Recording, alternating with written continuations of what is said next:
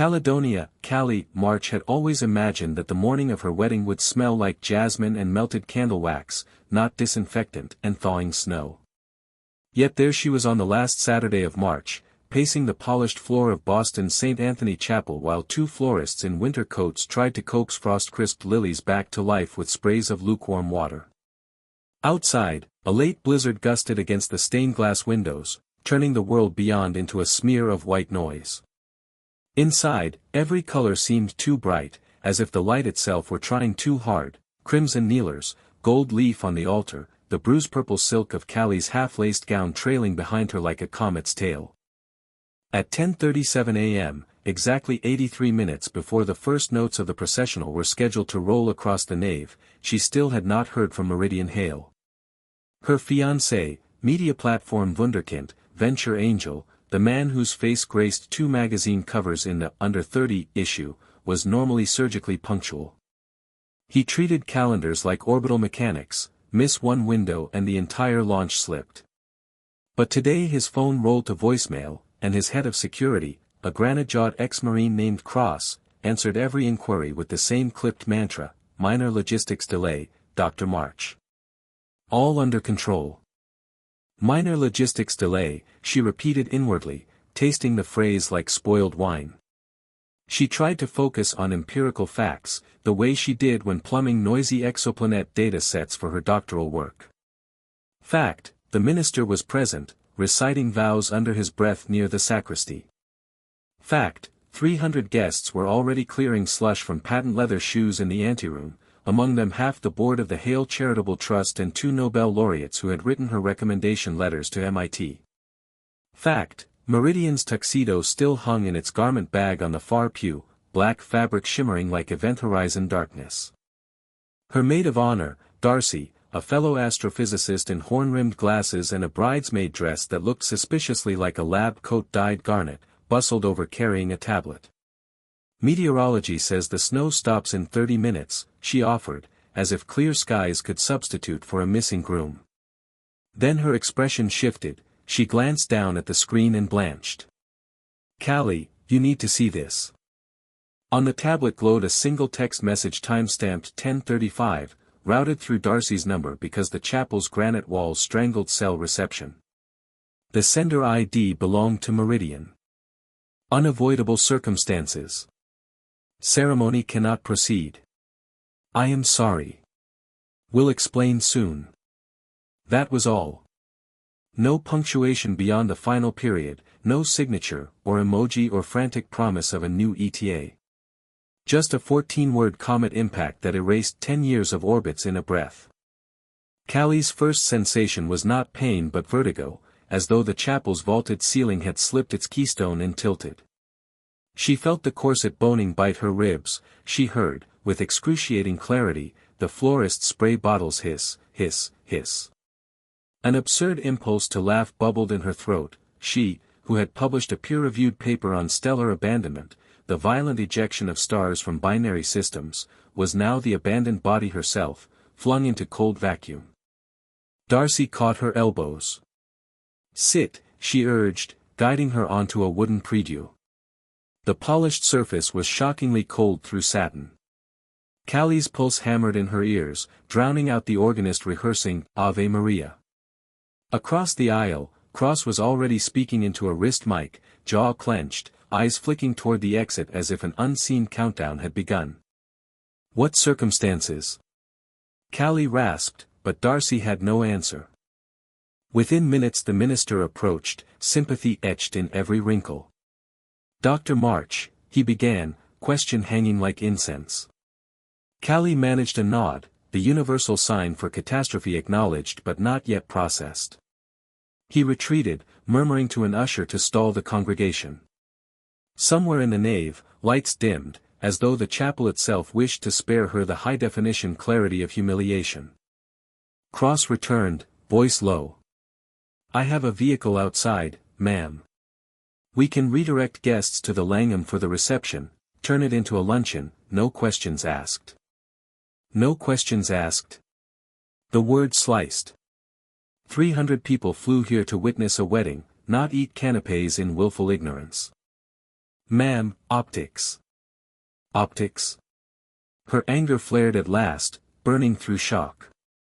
Tell your employer he just turned optics into a supernova. Cross's stony facade cracked, but his phone buzzed before he could reply.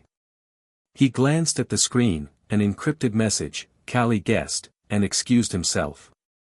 She watched him stalk down the aisle, shoulders hunched like a man bracing for orbital debris. Darcy crouched beside the prie-dieu. We can still walk out there, tell them it's postponed because of the storm. The storm isn't outside, Callie said. She heard her own voice, steady, analytical, the tone she used when defending theses. It's in a text message. An hour later the chapel stood empty save for Callie, Darcy, and two sacristans collecting discarded orders of service. The guests had been ushered to waiting shuttles, floral arrangements sagged, their petals bruising brown at the edges. Callie rose, gown's train whispering over marble, and walked the aisle alone. Halfway to the vestibule she paused beside Meridian's garment bag. With surgical precision she unzipped it. Inside hung a tuxedo of midnight velvet and a handwritten note pinned to the lapel, on the next page of our story. Disbelief chilled her spine. She yanked the note free, the script was undeniably his. Darcy's voice echoed from the doorway. Callie, news vans are staking out the parking lot. Callie folded the note, slipped it into her bodice, then lifted the garment bag and draped it across the front pew, like a skin someone had shed. She turned once more to the altar where frost-slain lilies drooped in silver urns. Hands steady, she removed the engagement ring from her finger, a cushion-cut sapphire Meridian had claimed was the color of a blue-shifted star. She set it on the velvet cushion of the kneeler, sapphire winking under the sanctuary lamp, then walked back down the aisle, her footsteps the only sound in a chapel built for echoes of lifelong vows. Outside, snowflakes sputtered into frigid rain. Darcy held an umbrella, but Callie waved it off, letting water streak mascara down her cheeks like cosmic dust lanes. Cameras flashed, reporters shouted questions that scattered on the wind. She ignored them, stepped into a cab, and told the driver one word, airport. The taxi pulled away from the curb, sleet hammering the roof like static. Callie pressed her forehead to the window, watched St. Anthony Chapel recede into a smear of medieval stone and shattered expectations. Somewhere behind those walls lay a sapphire, a tuxedo, and the gravitational echo of an orbit abruptly broken.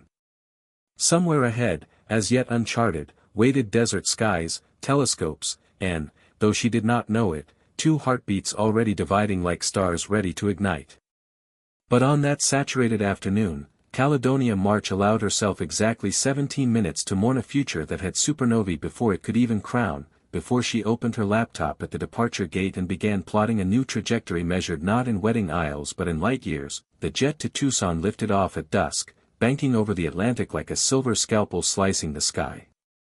Callie stared out the oval window, dry-eyed now, her mind triangulating new coordinates the way she once plotted comet trajectories. She scrolled through her contacts, hovered over Meridian's name, and hit delete. A small dialog box asked if she was sure. She pressed yes with the same finality she'd used to close faulty data sets. In the seatback glow she opened an email draft addressed to Dr. Adaya Perez, chair of the National Optical Astronomy Observatory. 2 months earlier Dr. Perez had invited her to apply for an unadvertised doctoral slot at Kitt Peak, a position Callie had declined because Boston commitments loomed. Now she wrote, plans changed. Is the slot still vacant? I can relocate immediately. My exoplanet pipeline is ready for installation. She attached her most recent code notebook and hit send somewhere over Ohio. By the time the plane touched down in Arizona, a reply awaited, welcome aboard. Semester begins in 6 weeks, telescope shift training starts Monday if you're willing. Willing felt inadequate, Callie was ravenous for altitude, for a night sky that didn't judge failed weddings. She rented a dented Subaru and drove west before sunrise, climbing switchbacks where saguaros threw spidery silhouettes across lavender dawn. Kitt Peak rose ahead like a promise of gravity turned optional. Student housing turned out to be a row of prefab cottages painted the color of sand-worn bone. Hers smelled of old pine cleaner and ozone, the afterscent of storms. She unpacked only essentials: star charts, a battered laptop, 3 framed photos of her parents, and a single garment bag containing the purple wedding dress. She shoved that under the bed, silk sighing like a secret. Orientation blurred into 3 a.m. observing runs and cafeteria breakfasts of chili strip burritos. In that thin, crisp air, heartbreak dehydrated faster than sweat. Nights at the 2.1-meter telescope she lost herself in raw CCD frames, ghostly spectra of sun-like stars flickering with potential exoplanet transits. She coded until her wrists ached, fitting light curve models that whispered of distant worlds where no one knew about runaway grooms. 4 weeks in, fatigue began to stalk her even during dorm room naps. She blamed altitude until persistent nausea arrived, souring coffee, jalapenos, even the desert's dusty petrichor. One dawn, after sprinting outside to retch behind a prickly pear hedge, she trudged to the campus clinic, still in thermal leggings and an oversized observatory hoodie. The nurse practitioner, gray-braided and soft-voiced, asked routine questions, then performed a quick blood draw. 30 minutes later she returned with a printout and eyes gentle enough to perforate Callie's composure. "You're pregnant," she said, sliding the HCG report across the desk. "Based on hormone levels, about 6 weeks." Callie's first thought was of cosmological background radiation, ancient light echoing through time. 6 weeks. Conception date mapped precisely to the night before the aborted wedding, a fact so on the nose the universe might have been mocking her. Her second thought was of Meridian's PR machine, tabloids would erupt if word leaked. Her third, strongest thought eclipsed the others: 2 nascent heartbeats relied on her now, as surely as any fragile star forming in a dust cloud. Dr. Perez granted immediate leave from night shifts, replaced by data analysis tasks she could do seated, but Callie refused to become a cautionary side note. She partnered with an instrumentation postdoc to automate the light curve pipeline, coding between bouts of queasiness. When a visiting Nobel laureate asked about her pallor, she blamed extreme altitude adaptation. The lie tasted metallic, but survival sometimes required distortion. Letters and calls from Boston went unanswered. Meridian tried, 3 voicemails, each shorter, the last a brittle whisper: "I'll stay away if that's what you want, but please know I never meant to hurt you." She archived them unheard, blocking his number the way astronomers mask cosmic ray hits. She did not, however, discard the crumpled note she'd found pinned to his tuxedo. She slipped it into her lab notebook, an unresolved variable awaiting future calculation. The Arizona summer advanced, saguaros blooming magenta beneath ultraviolet sun.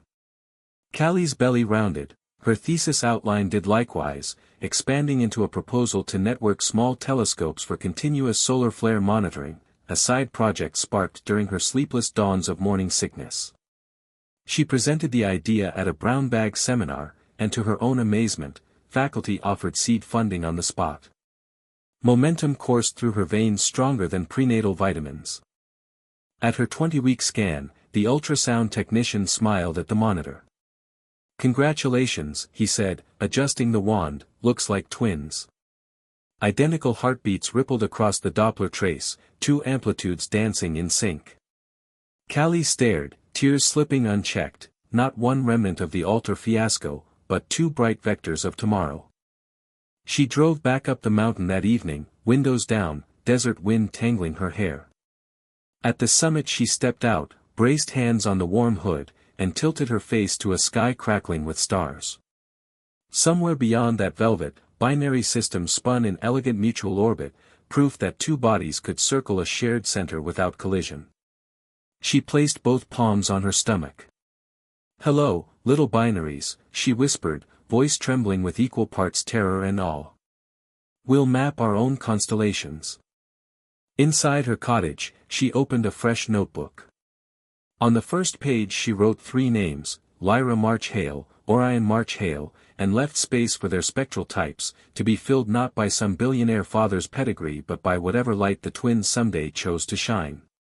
She closed the cover, exhaled, and felt, for the first time since the chapel, a tentative, stubborn gravitational pull anchoring her to a future entirely of her own construction. 10 years slipped across the Sonoran desert the way dawn glides over sandstone, slow in the living, sudden in the looking back.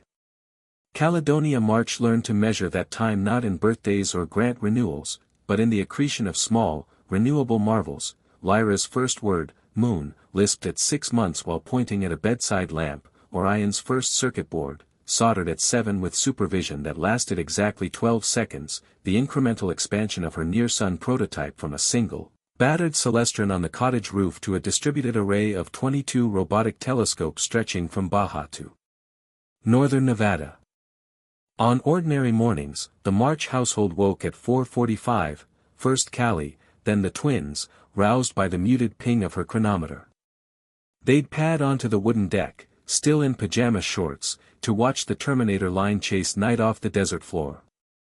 Callie taught them to name the planets visible in pre-dawn violet, her voice hoarse from years of telescope shifts. That's Jupiter, see the brightness, and that one hugging the horizon is Venus. Lyra, all untamable curls and quiet ferocity, sketched the planetary lineup in a notebook already pocked with grease from Orion's circuitry experiments. Orion, taller by an inch and forever fidgeting, tracked the same bodies through binoculars, calculating angular separation aloud just to feel the numbers roll on his tongue. After dawn they commuted the sinuous 14-mile road to Kitt Peak National Observatory in Callie's elderly Subaru. The twins sat in the back with lunch pails and a shoebox that currently housed an annually named plank. Reptile stowaways were technically forbidden past the security gate, but the guards had long since surrendered to March family entropy. At the base camp schoolroom, an education experiment for staff offspring, Lyra devoured astrophotography archives while Orion tried to network the 3D printer to the cafeteria toaster, for science. Callie climbed another 5 minutes to the near-sun control hut, a prefab structure jammed between a solar telescope and the hill's only microwave tower. Inside, computer racks hummed with data from every solar monitoring telescope in the chain. Color maps bloomed on a wall-sized screen, tracking sunspot flux like pulse oximeters for a star. Callie's team, 3 grad students, a retired NOAA engineer, and a Navajo software prodigy named Rena Begay, greeted her with the morning's storm snacks, green chili scones whenever the sun looked quiet, triple espresso brownies if a flare loomed. Today a C-class flare burbled at the limb, brownie territory, but nothing dangerous.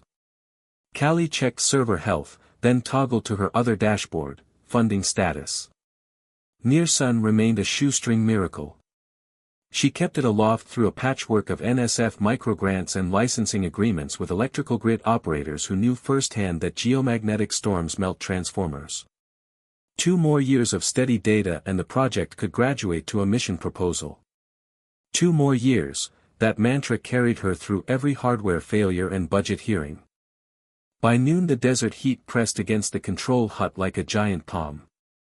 Callie hiked downhill to the education center for family lunch, an institution she'd carved into her schedule with diamond hardness. Today the twins sprinted to greet her, Lyra clutching a printout of solar granulation close-ups, Orion waving a microcontroller board. Mom, Rena said we can piggyback my magnetometer on the Northern Nevada node when it ships. Orion burst out. Lyra countered, and the new adaptive optics images show penumbral waves nobody logged yet. Can you run Fourier on them tonight? Callie ruffled Orion's sun-stiff hair. 1. We'll test your magnetometer in the backyard first. 2. Fourier transforms happen after algebra homework. Deal. They haggled good-naturedly until the cafeteria door swung open and Dr. Perez strode in with a photographer Callie didn't recognize. Perez explained, National Science Foundation needed human interest visuals for a press release on Nearsun's latest funding tranche. Just a quick shot out by the dome, Cal, Perez said. Family plus telescope, it sells bipartisan. Callie sighed, the word family always triggered the dormant landmine of their surname, but agreed, provided no mention was made of the twins' paternity. They posed at golden hour, Callie in khaki cargo pants and sun-bleached near-sun tee, Lyra hoisting a small refractor like a trophy, Orion shielding Plank's shoebox from the flash. The photographer coaxed smiles, snapped 20 frames, and hustled off to meet a satellite love window.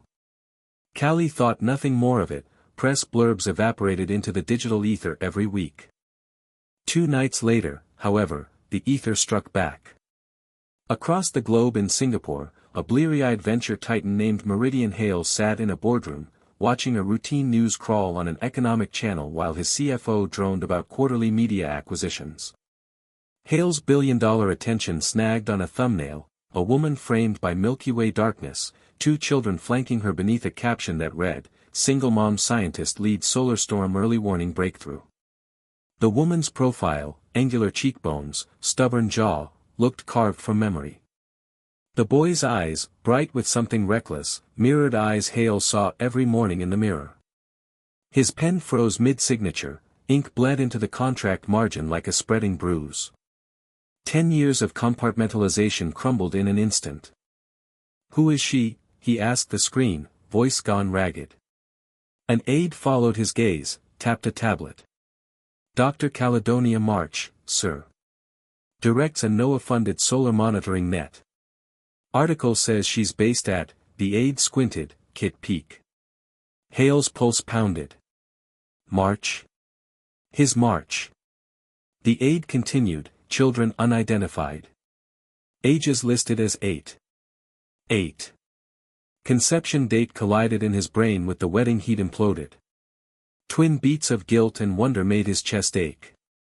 He stood so abruptly his chair skidded.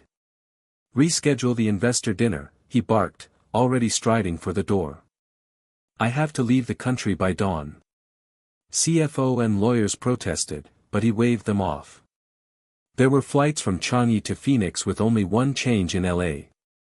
He could be in Arizona in 22 hours. Years too late, perhaps, but not, he prayed, irrevocably so. Back on Kit Peak, Callie finished a 2 a.m. maintenance script and glanced at the wall of solar imagery. The C-class flare had collapsed into harmless loops. She allowed herself a rare luxury, anticipation. NSF's press release would drop at 9 a.m. East Coast time. Maybe it would catch the eye of grid infrastructure committees, maybe unlock the next grant. She checked her inbox, no new messages, and closed the laptop. Across the desert, at Sky Harbor International Airport, a private jet's wheels screeched onto the runway. Meridian Hale peered through the oval, seeing nothing but darkness and the faint reflection of panic in his own eyes. Somewhere out there was a woman he once promised the stars, then abandoned at aphelion. And, he now suspected, 2 children who carried his orbital signature in their DNA. He tightened his seatbelt, unprepared and uninvited, yet helplessly gravitationally pulled. The time to explain had come. Whether forgiveness existed beyond the horizon, well, rescue missions seldom guaranteed return trajectories. That night, as desert winds slithered around Kit Peak's domes, Callie slept dreamlessly for the first time in weeks, ignorant of the shockwave barreling toward her life at Mach .82. In a cottage closet, the old purple wedding dress lay sealed in garment plastic, its silk no longer sighing but perfectly still, as if it sensed the atmosphere shifting, readying for a long-delayed confrontation between past and the fiercely built present. Desert sunrise paints nothing gently, it leaps from lavender to molten gold in minutes, leaving the unprepared blinking. Meridian Hale stepped out of the cool JetBridge air into that glare at Tucson International, sunglasses forgotten in a suit pocket he'd torn during the overnight flight. Heat struck like a rebuke. Cross, no longer his bodyguard but still his loyal pilot, shadowed him down the rental car row, trying to hand over a chilled bottle of water. Hale waved it off, throat too tight for diplomacy. He had rehearsed the drive in 22 sleepless hours. "I'm sorry. I panicked. I thought I was protecting you from a federal raid orchestrated by my father's crimes." None of it sounded adequate. Every scenario dissolved when the newsfeed photo replayed behind his eyelids, Callie glowing beneath telescope arcs, 1 child under each arm, the 3 of them forming a perfect delta of resilience. He'd forfeited a family he hadn't known existed, and now he was about to crash land in their orbital plane like misdirected space junk. The access road to Kit Peak snaked through saguaro forest, switchbacks narrowing until rental sedans felt wider than semi-trucks. 40 minutes up, a checkpoint appeared, a ranger kiosk painted sun-bleach gray. Hale lowered the window. Media appointment with Dr. Caledonia March, he improvised, flashing a badge from Astrix, his orbital internet subsidiary.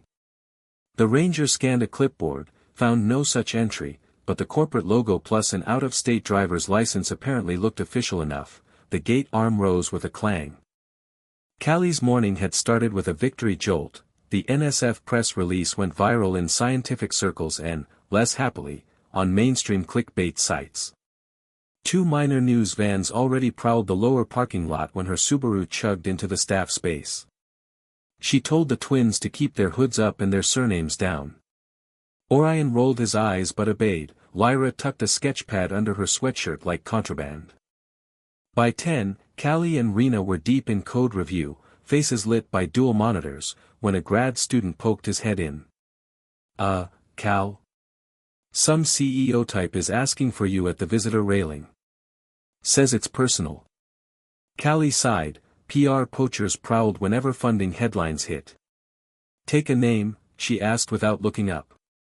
Meridian Hale, the student answered. Her fingers froze on the keyboard. Inside her chest, something colossal and tectonic shuddered. Rena glanced over. Problem? For a moment Callie couldn't locate language. The name echoed down a decade of carefully insulated silence, vibrated against every precaution she had taken. I'll handle it, she managed, voice steelier than she felt. She stood too quickly, the room tilted. She steadied herself on the edge of the desk and walked out, leaving unfinished code blinking cursor prompts behind her. The visitor railing wrapped the solar telescope platform, granting postcard vistas of white-domed observatories against endless sky. Meridian stood alone at the overlook, as though even the tourists sensed his magnetism and kept distance. He wore desert-inappropriate charcoal wool, cuffed sleeves, and an expression Callie had never seen on him, an admixture of dread and awe. He turned at the sound of her boots, eyes scouring her face for permission. She gave none. Caledonia, he said. The syllables broke mid-air. She heard her own heartbeat in her ears. How did you get past security? They said media. He exhaled a dry laugh. I didn't correct them. Then correct yourself now. You're trespassing. He swallowed. I saw the article. The children. His voice thinned, as if the word itself drew blood. Callie folded arms over her near-sun t-shirt, the logo dark with sweat at the collar. Twins. They're 8. They like northern constellations and bad puns and privacy. She let the weight hang. You forfeited rights to all 3. I didn't know. Pain and something like terror flashed across his features. Tell me about them. Information is earned. She motioned toward the access path. And you're running a decade behind. He stayed rooted. Callie, what happened that morning? She cut him off, voice sharpening. You texted 14 words. My father had flown in from Nova Scotia for the first time since his stroke. My mother had sewn 600 lavender sachets. You abandoned the ceremony with a text message longer than some supernova designations. Lines tightened around his mouth. I thought you'd be arrested if you were there. My father's merger fraud, FBI subpoenas were timed for the reception. You saved me by shattering me. She shook her head. You saved your future, Meridian, not mine. Wind tore at his suit jacket, desert dust freckled the fabric. He reached into an inner pocket, produced a folder. There's evidence, emails, confirming the sting. I kept it sealed until statute limitations expired last month. He offered the folder like a bribe. She didn't take it. What do you want? She asked, throat raw. 5 minutes with the children. And, if there's room left in your orbit, an audit. Whatever penance you set. A laugh escaped her, brittle as mica. You think fatherhood is a rehab program? No, he squared his shoulders. I think it's a gravity I'm already feeling, whether you accept or not. Footsteps scuffed behind them, 2 smaller sets and 1 hurried adult. Callie spun, Lyra and Orion trotted up the ramp, Rena tailing, breathless. They slipped out, Rena apologized. Security radios are buzzing. Callie's chest constricted. Not how she wanted them to meet. Orion's gaze bounced from his mother to the stranger. Mom, is this the rocket guy from my VR newsfeed? He asked, curiosity blazing. Lyra, protective, stepped closer to Callie. He was staring at our pictures on the net article. Creepy, she muttered, not quietly. Meridian's eyes glassed. He sank to a knee, suit pants darkening on the sun-hot concrete. I'm Meridian, he said softly, voice cracked. I owe you both an explanation. Lyra crossed arms, chin lifted.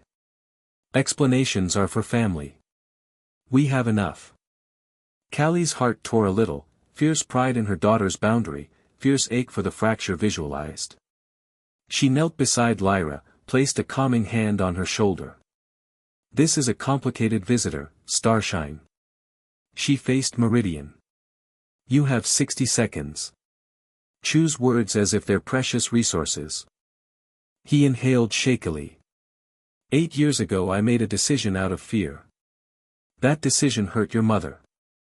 Hurting her hurt you, though you didn't know it then. I can't undo the past, but I want to support the futures you choose. He reached into his pocket, withdrew 2 embossed cards, a Strix Kids Code Camp logos. These aren't strings, they're invites. If you want rockets, telescopes, AI labs, they're yours. If you never want to see me again, I'll respect that. Orion accepted his card like a scientist handling a new element, eyes wide. Lyra hesitated, then took hers, slipped it into her sketchbook without comment. Callie noted the tremor in Meridian's hand as he stood. She turned to the twins. Lunch break is over. Back to class, please. They obeyed, Orion glancing back twice, card clutched as if radioactive. When they disappeared down the slope, Callie faced Meridian. That was minute one. You get no more today. She studied his sun-flushed face, searching for self-pity. She saw only fatigue and a grief seasoned by years. You want a second chance. Step 1, contribute to Nearsun's Phase 2 array. Quietly. No press releases. His relief was palpable. Budget and equipment list by sundown. Step 2, she continued, slower. Write them letters. Physical. 1 per month. I'll screen until I decide they're ready. He nodded, blinking fast. And step 3. Step 3 we draft later, if steps 1 and 2 replicate. She started to leave, then paused. Meridian, this mountain records cosmic rays. We don't erase data here. We build from it. Understand?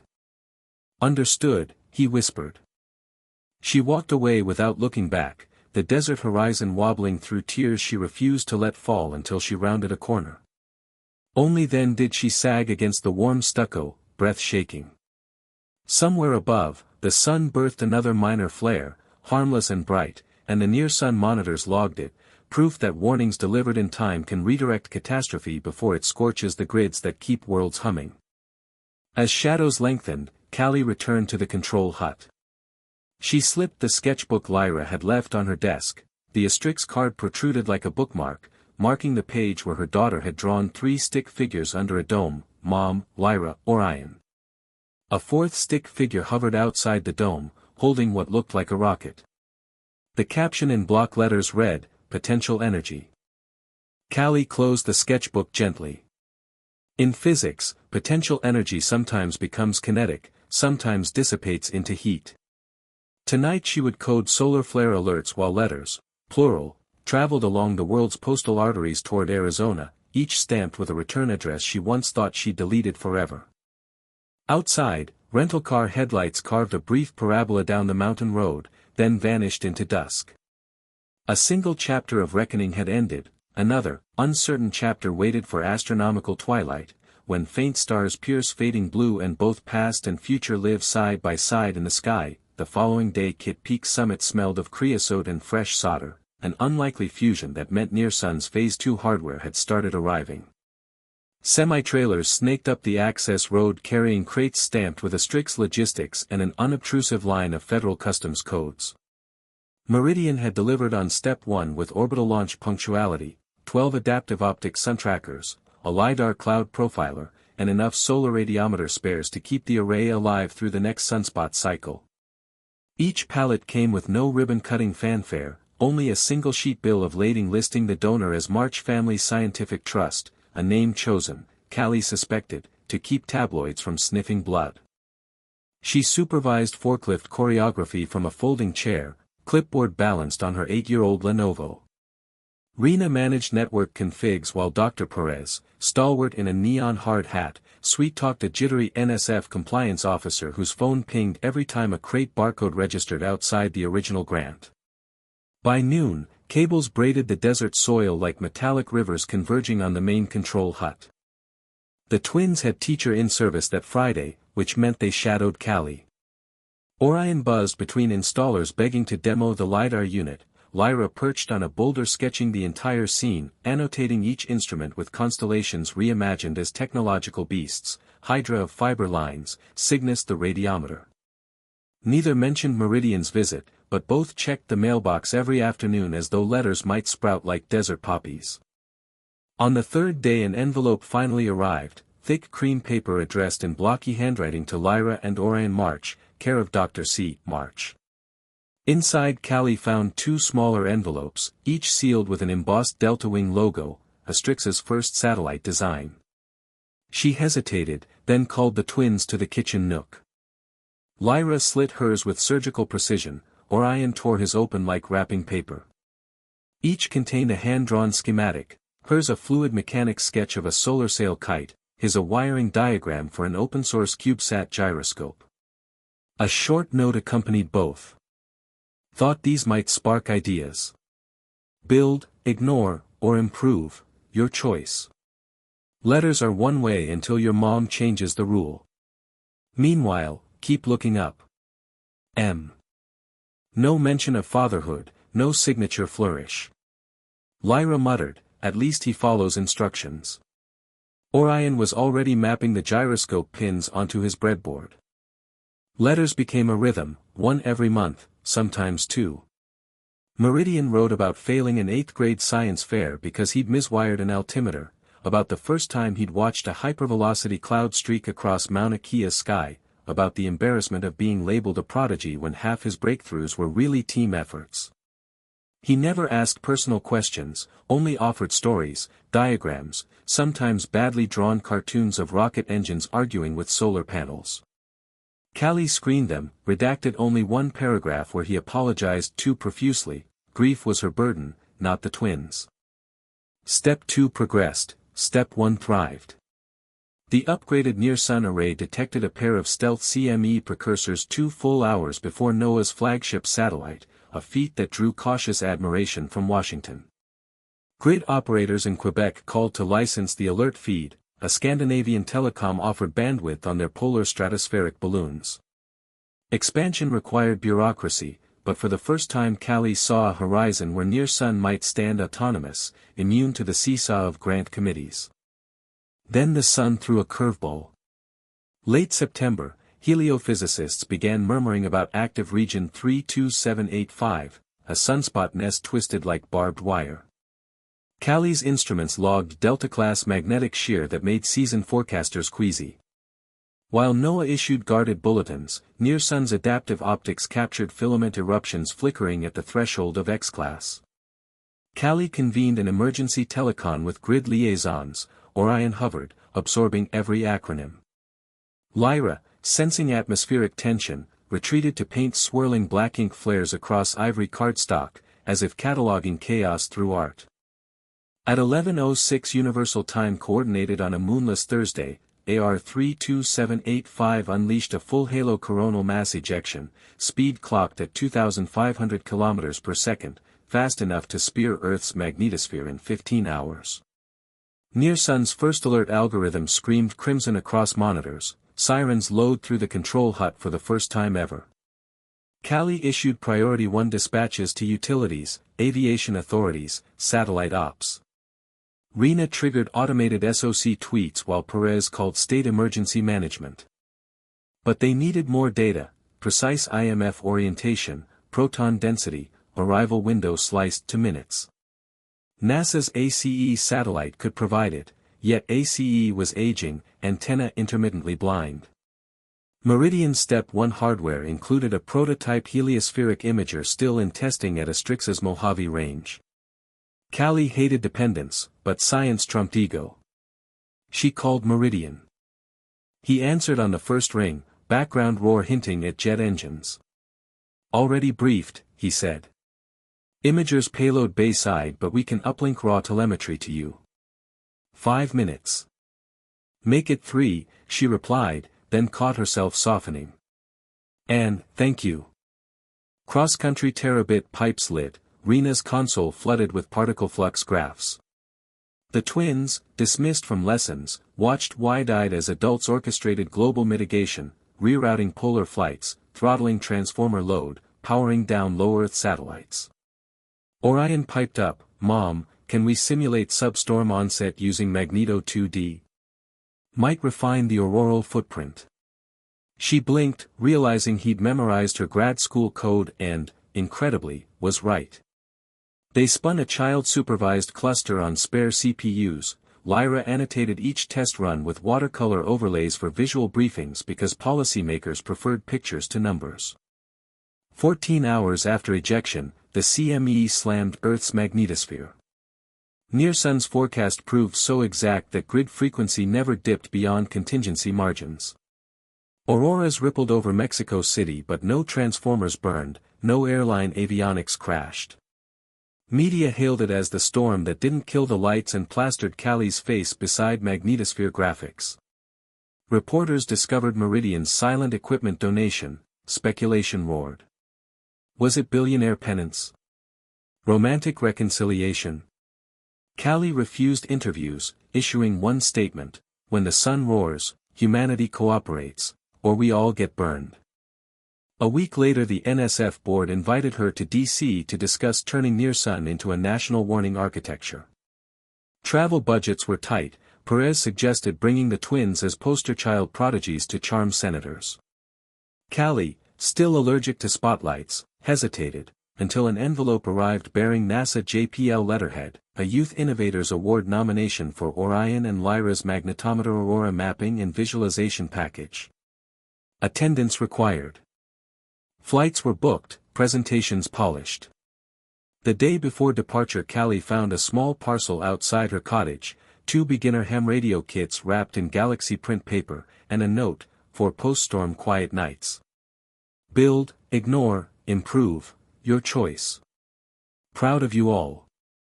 No return address, just coordinates penned at the bottom, 34°4439 N1 18°3108W, the Mojave test range. She traced the numbers with a thumb, heat blooming despite desert chill. Steps 1 and 2 had matured into something less transactional, a relay, data and care passing back and forth like charged particles drawn by solar wind. Step 3, she realized, was no longer rhetorical. It hovered, ionized, awaiting a spark. That spark ignited in Washington, 30,000 feet below a near-space aurora. The twins watched through the airplane window, green veils dancing where city lights could not compete. Lyra pressed her palm to the glass, Orion muttered intensity counts. Kali, gripping both their shoulders, felt the aircraft shudder in normal turbulence but also in the seismic shift of family tectonics merging long-separated plates. Somewhere over the Rockies, her phone buzzed, Meridian, texting for the first time since she'd blocked him years ago, courtesy of a temporary unblock she'd allowed for logistics. In D.C. for congressional hearing on orbital debris mitigation. No, you'll be there. Coffee after. 5 minutes, earned. She looked at the twins, whose faces glowed auroral emerald in cabin light, and typed back one word before the plane dipped into cellular dead zone. Possibly. In physics, possibly means probability as zero. A non-zero chance was sometimes all it took for dormant energy to release, for comets to alter epical trajectories, for a star to fling its plasma toward a tiny blue planet and, through human coordination, and maybe a mended heart, leave that planet still brilliantly lit. Washington greeted them like a high-pressure front, humid, electric, crackling with the static of power brokers who never learned to whisper. As the taxi curved onto Constitution Avenue, Callie saw the Capitol dome gleaming beyond a barricade of satellite trucks, each dish tilted skyward like hungry, white lilies. Orion flattened his nose to the glass. Lyra sketched the skyline, annotating columns with orbital inclination angles, her nervous habit of wrapping architecture in math. Their hotel sat 3 blocks from the Rayburn Building, staging ground for tomorrow's dual spectacle, NSF's near-sun briefing in the morning, NASA's Youth Innovators ceremony that evening. In the lobby Dr. Perez handed Callie an updated schedule, thicker now because House leadership wanted an extra closed-door session after press leaks credited near-sun, not NOAA, with averting Aurora Geddon. Perez muttered, "We're popular until they remember we need funding." Callie nodded, eyes already scanning for exits. Popularity had the half-life of technetium-99 in this town. A bellhop escorted them to adjoining rooms on the 12th floor. The instant the door clicked shut, Orion unpacked his breadboard and ham radio kit onto the desk. WJ1 March is going on air tonight, he declared. Lyra rolled her eyes but dug watercolor pans from her backpack, settling on the windowsill to capture sunset purpling over the Potomac. Callie's phone buzzed, a single line from Meridian. Hearing prep ran late. Still good for coffee, 8 p.m., Jefferson Pier. Jefferson Pier marked the exact meridian point of the original DC survey, an engineer's Easter egg few tourists noticed. The geodesic symbolism wasn't lost on her. She texted 8 works and tossed the phone face down before second-guessing could metastasize. At 1949 she slipped into the hallway wearing dark jeans, a slate blazer, and the desert-scuffed boots she trusted more than heels. Perez, lingering at the ice machine, arched a brow. Satellite call, she teased. Callie half-smiled. Legacy hardware check. She took the stairs 2 at a time, pulse sinking with each landing. Jefferson Pier stood unlit, a granite stub southwest of the monument, ignored by evening joggers looping the mall. Meridian waited beside it, hands in pockets, suit replaced by rolled-sleeve chambray and chinos that made him look less billionaire, more grad student up past deadline. City light painted faint hollows under his eyes. She stopped a meter away, enough space for dignity. "Thanks for coming," he said. Breath misted between them, DC nights carried Atlantic damp. 5 minutes, she reminded. He nodded as if accepting a mission checklist. "I reviewed tomorrow's docket. Some on the Commerce Committee want to fold near-sun into NOAA to cut redundancy. That would bury your algorithm in bureaucracy." He handed her a slim folder. Talking points, voting histories, which staffers to target. She thumbed the papers, concise, rigorously sourced. Lobbyist crib sheets. Reality maps, he corrected softly. "You deserve the tactical landscape I didn't give you 10 years ago." Callie slid the folder under her arm. Moonlight limned Meridian's profile. She saw the freckle near his eye she used to trace with a fingertip while planning exoplanet hunts. Memory flared, then disciplined itself. "The twins got your radio kits. Did they mod them yet?" Orion added a hull sensor. Lyra painted nebulae on the chassis. A smile tugged his mouth. Silence expanded, not hostile, more vacuum between docking ports waiting for clearance. Finally he exhaled. "I sent the first child support wire. No press, routed through a blind trust." "I noticed," she said, surprising him. "Thank you for labeling it March Family STEM Fund, it keeps tabloids guessing." She hesitated, then, they're curious about you. Lyra pretends she isn't, Orion already decoded your schematic annotations. He looked skyward, where the monument speared Orion the constellation. Curiosity is orbital insertion. I'm willing to coast on standby until they fire main engines. A jogger's ringtone shattered the hush, headline jingle bleeding from a phone holster. Meridian checked his watch. Your 5 minutes are almost. Extend to 10, she interrupted, pulse quickening at her own boldness. He swallowed. 10 it is. She shifted the conversation's delta V. Your congressional testimony, why orbital debris mitigation? He answered without grandstanding. A solar power satellite his company launched had nearly collided with a Russian upper stage, consequences spooked him awake. She saw sincerity, not PR polish. Unbidden, the memory of twins' birth flickered, sterile lights, surgeons murmuring, she'd whispered orbital mechanics to calm herself. Now the biological father stood within arm's reach, demonstrating potential energy that might yet convert to work. A gust off the Potomac carried damp earth and clean granite. Callie shivered. Meridian shrugged out of his chambray overshirt, offered it, she accepted, sleeves warm from his body heat. She realized step 3, the undefined future clause, was unfolding in increments, shared intelligence, resources, warmth. Her watch beeped. 10 minutes elapsed. She returned the shirt. We're done for tonight. He didn't argue. Walk you back. She considered, then shook her head. Separate vectors. Optics, remember? He inclined his head, a vector respecting boundary conditions. Good luck tomorrow, Caledonia. She turned, heels clicking over marble, then looked back once. He hadn't moved, a dark figure against lit obelisk, a fixed star awaiting parallax proof. She felt a tug, gravitational but not yet deterministic, and quickened her pace. Hotel corridor, 2130. She heard static bursts before she inserted the keycard, Orion testing his ham set.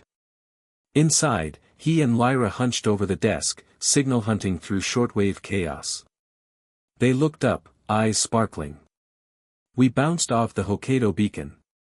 Orion exulted. Callie mustered a smile despite adrenaline crash. Impressive.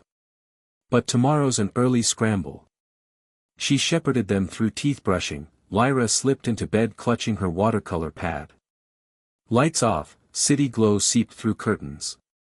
Callie lay awake in the twin between theirs, folder of talking points under her pillow like a security tome. She replayed Meridian's steady voice, the unscripted humility. Step 2 letters had built rapport, tonight's tactical gift felt like step 2.5, proof of investment beyond guilt. Her phone buzzed, an email from Perez, commerce staffer just requested pre-brief slides by 6 o'clock. Can you add flare forecast accuracy graph?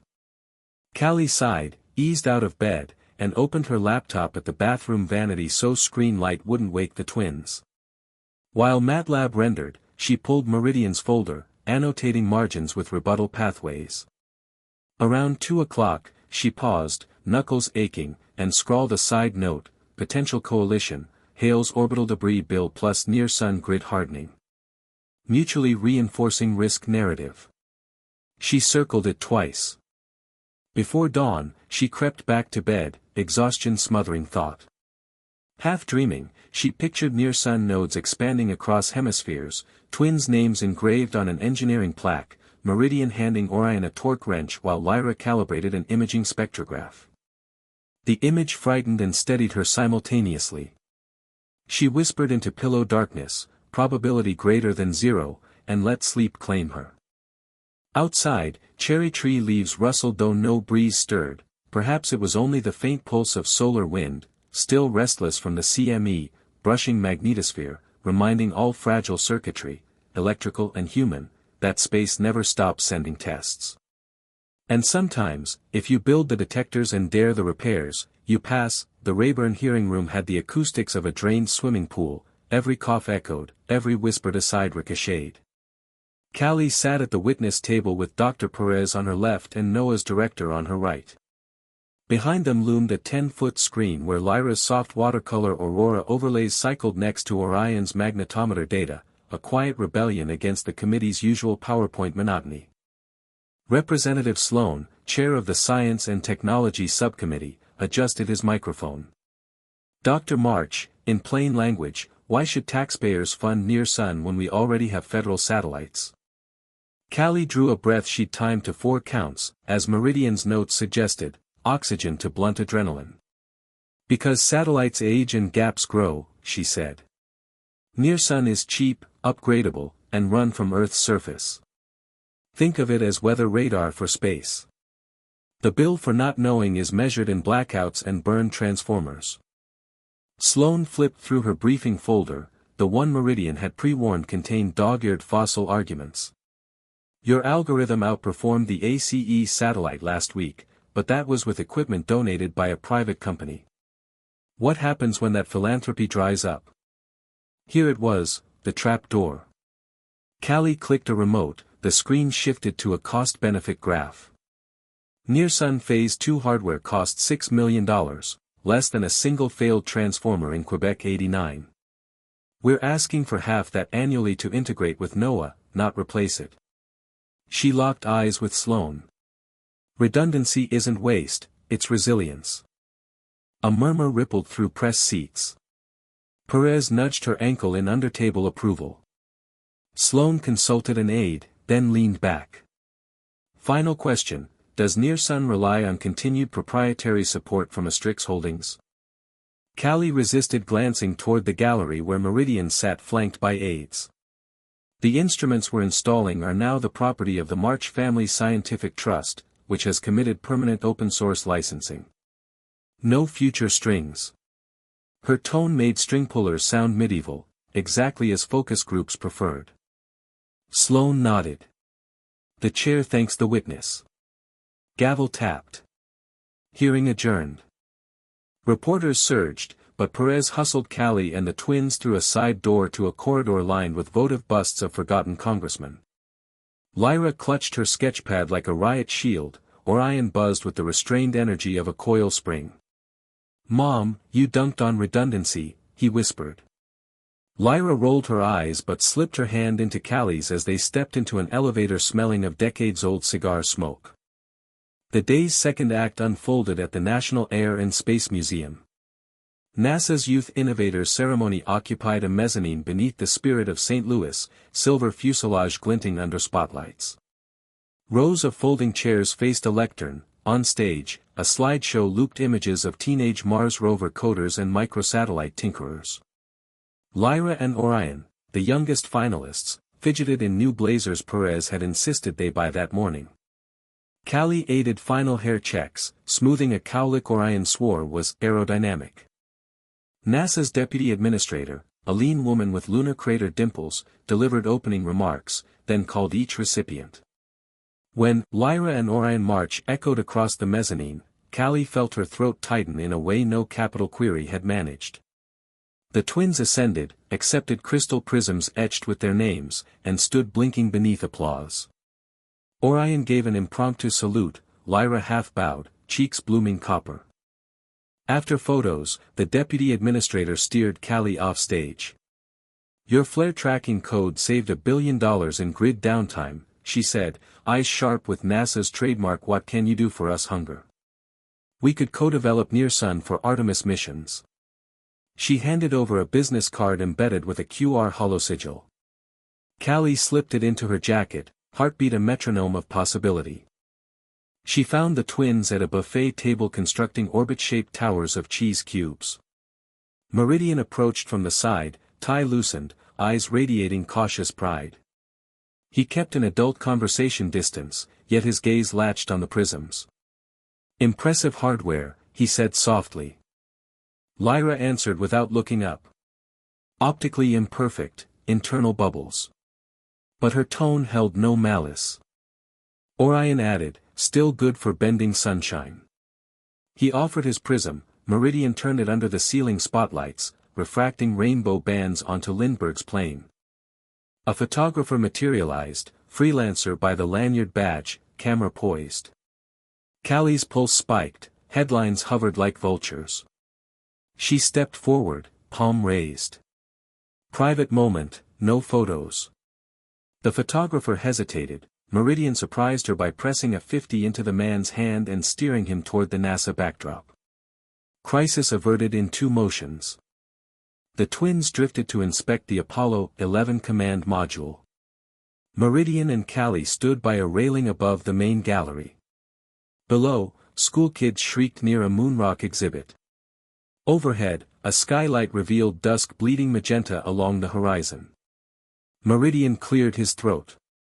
You were surgical in that hearing. Commerce aides are already redlining NOAA amendments. Callie tucked hair behind an ear, adrenaline ebbing. Your dossier helped. She studied him. I need to know your long-term vector, Meridian.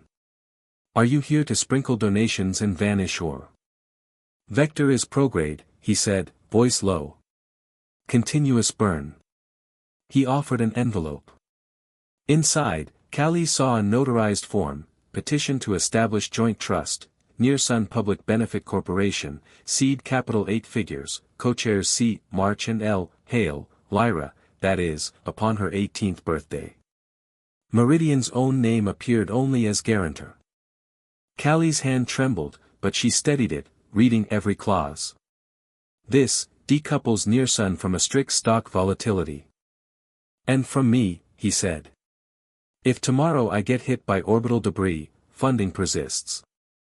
She folded the document, eyes shining. Step 3, she whispered. That depends on your assessment. His forehead creased. The twins, how did they take my letters? They quote them. She allowed a half smile.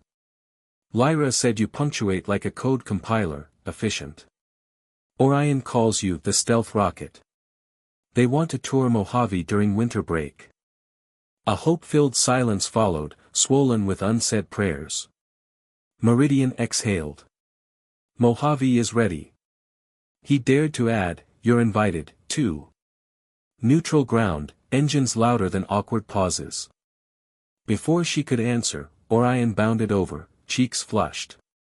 Mom, Ms. Alvarez from NASA says our magnetometer might fly piggyback on CubeSat 11-9. Lyra joined, breathless. But they need Dad, donor, sign off for launch insurance. The slip hung in the air. Meridian crouched, eye level. Insurance is easy. Hard part is designing radiation shielding under mass budget. Want help? Orion nodded so fervently his prism clip nearly fell from his blazer pocket. Lyra's gaze softened, caution giving way to curiosity. Callie laid a hand on Meridian's shoulder, an instinct, surprising them both. We'll draft requirements.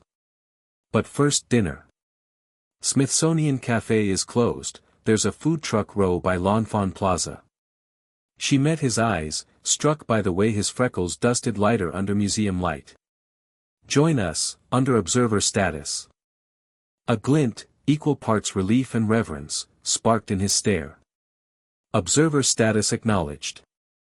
They walked beneath suspended spacecraft, for silhouettes converging into one. Orion narrated rocket legends, Lyra recited constellation myths that blurred into policy metaphors. Meridian kept pace, hands respectfully unpocketed, a man learning to hold space without occupying it. Callie sensed gravitational perturbations smoothing into something near resonance. Outside, night had settled, humid with late summer reluctance. Food truck aromas, kimchi tacos, cardamom donuts, braided with exhaust and Potomac brine. They found a picnic table under string lights that flickered like distant satellites. Between bites of fusion barbecue, Lyra asked Meridian the orbital debris question Noah hadn't: if we can't clean low Earth orbit, should humanity pause launches? He didn't dodge, spoke of laser ablation, economic incentives, the ethics of stewardship. Orion listened, mouth saw-streaked, nodding at delta-V calculations. Callie watched the dialogue spin, marveled at how quickly conditional became conversational. Her chest ached with a weird, buoyant pain, recognition of healing in process, fragile but unmistakable. A live music trio started up, upright bass, accordion, brushed snare. The tune was old, minor key, something about lost horizons. Meridian extended a hand, formal, not presumptuous. "For the time we never had?" he asked. Callie's reflex was to refuse, then she remembered the twins' wide eyes, the bloom of possibility. She stood. They danced awkwardly between picnic tables, boots scuffing asphalt. No cameras, no satin aisle, just ambient city hum. She felt his pulse through the thin chambray sleeve, he smelled of jet fuel residue and cafeteria soap. Around them, string lights buzzed. After a minute she pulled back, not rejection, merely iteration. "Step 4 will need parameters," she said. His answering smile was a dawn horizon. "Define them, I'll optimize." Lyra snapped a secret sketch, parents silhouetted under fairy bulbs, the accordion player curved like a crescent moon. Onion-scented wind lifted Callie's hair, and for one suspended second she saw her family as an unclosed constellation, points plotted, lines still tentative, but patterns emerging where once there had been only black sky gaps.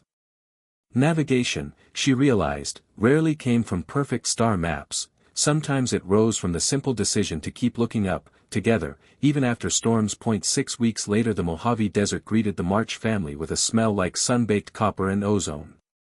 50 miles of empty road unraveled behind the rented electric van before a Strix flight range finally appeared, a scatter of white prefab labs, 2 launch rails, and an enormous corrugated hangar whose doors were flung open to the noon glare. A windsock snapped above the control tower like a metronome set to allegro. Meridian was already on the tarmac in a canvas jacket, hair whipped by thermal updrafts. He raised an arm as the van rolled to a stop, but he did not rush forward. Boundaries, Callie noticed, had become muscle memory for him. Orion was out first, clutching a silver case that housed the twins' freshly soldered magnetometer. Lyra followed, brim of her straw hat shadowing a grin she tried to mute into aloofness and failed. Inside the hangar, an engineering crew in black polo shirts clustered around a waist-high CubeSat integrated onto a spring-loaded launcher. The satellite's carbon panels wore a decal, a violet and owl crest beside NASA's meatball. Below it, in microtype, March Patch 1, Lyra Orion Prototype.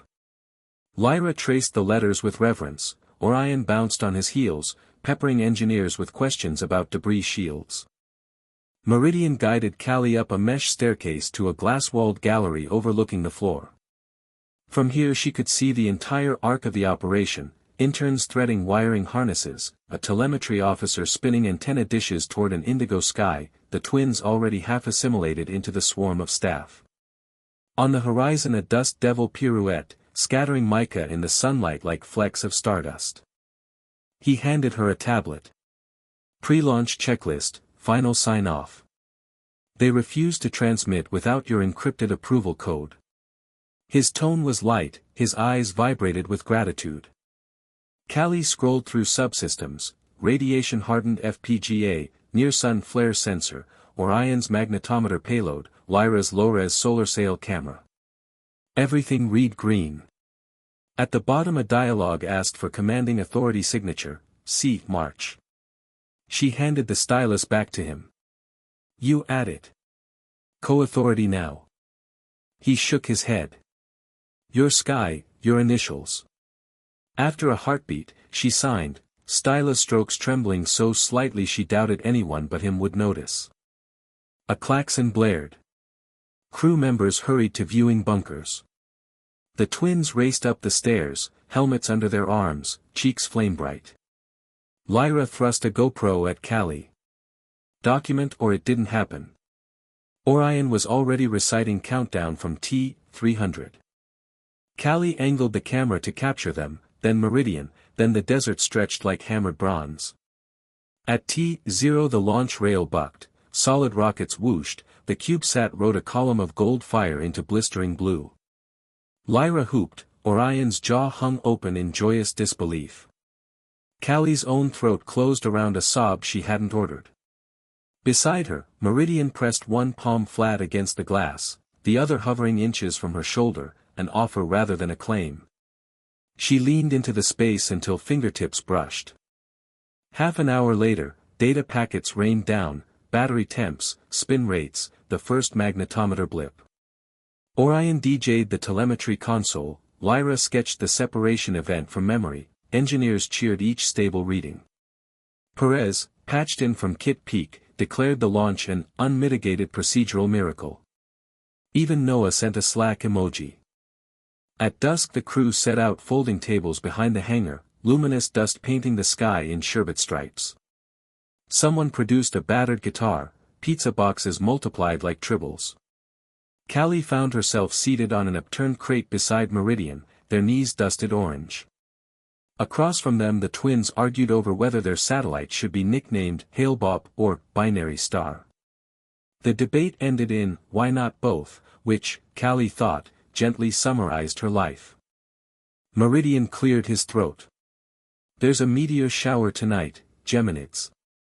We could drive out past the range lights, watch from Black Cinder Ridge.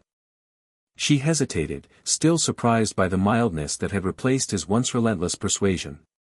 The kids will be exhausted. Just us, then, he suggested. No pressure. The desert night was an ink well overturned. They parked an ATV half a mile beyond the last flood lamp and hiked to a basalt outcrop. Far below, the hangar's sodium bulbs floated like an offshore city. Meridian spread a blanket, waited until she sat before stretching beside her.